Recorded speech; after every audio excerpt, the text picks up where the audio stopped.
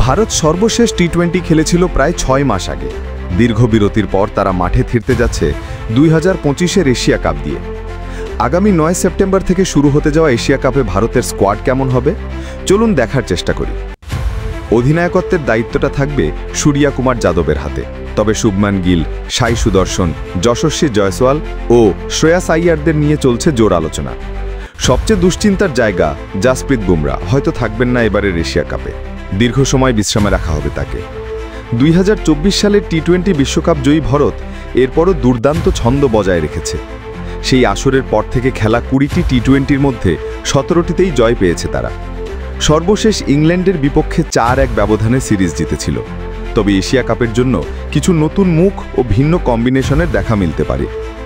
Opener হিসেবে থাকতে পারেন Abhishek Sharma, Sanju Samson, wicket keeper. Backup হিসেবে রাখা হতে পারে যশস্বী জয়সওয়ালকে। মিডল অর্ডার ও ফিনিশারের দায়িত্বে কাপ্তান সূর্যা কুমার যাদব, তিলক বর্মা, রিঙ্কু সিং অথবা শ্রেয়াস আইয়ারদের নিয়ে চলছে জোর আলোচনা। সবচেয়ে দুশ্চিন্তার জায়গা শ্রেয়াস আইয়ারকে নিয়ে। ইন্ডিয়ান প্রিমিয়ার লিগে দুর্দান্ত পারফরম্যান্সের পর দলে তার জায়গাটা এক প্রকার প্রাপ্য। অন্যদিকে এবছরে রিঙ্কু সিংয়ের পরিসংখ্যান তাকে ব্যাকফুটে রাখতে পারে। আইপিএলে খুব একটা ভালো করতে পারেননি। এবছরে ইংল্যান্ডের সাথে 3 ম্যাচে সুযোগ পেয়েছেন, রান করেছেন মাত্র 39, ব্যাটিং গড় 19.30, স্ট্রাইক রেট 121.87। তাই তো বেশ নড়বড়ে অবস্থানে রয়েছেন তিনি।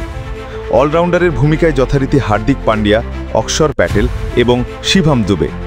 স্পিন ডিপার্টমেন্টে বরুণ চক্রবর্তী এবং কুলদীপ যাদবের অবস্থান পাকাপোক্তই বলা যায়। তবে সমস্যাটা হতে পারে পেস আক্রমণ নিয়ে।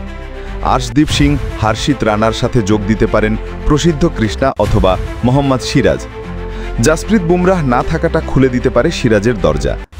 এশিয়া কাপে ভারতের সম্ভাব্য স্কোয়াড দাঁড়াতে পারে অভিষেক শর্মা, সঞ্জু স্যামসন উইকেট কিপার, যশস্বী জয়সওয়াল, সূর্যা কুমার যাদব, শ্রেয়াস আইয়ার, তিলক বর্মা, শিভম দুবে, হার্দিক পান্ডিয়া, জিতেশ শর্মা, অক্ষর প্যাটেল, হর্ষিত রান, কুলদীপ যাদব, বরুণ চক্রবর্তী, আর্শদীপ সিং ও মোহাম্মদ সিরাজ।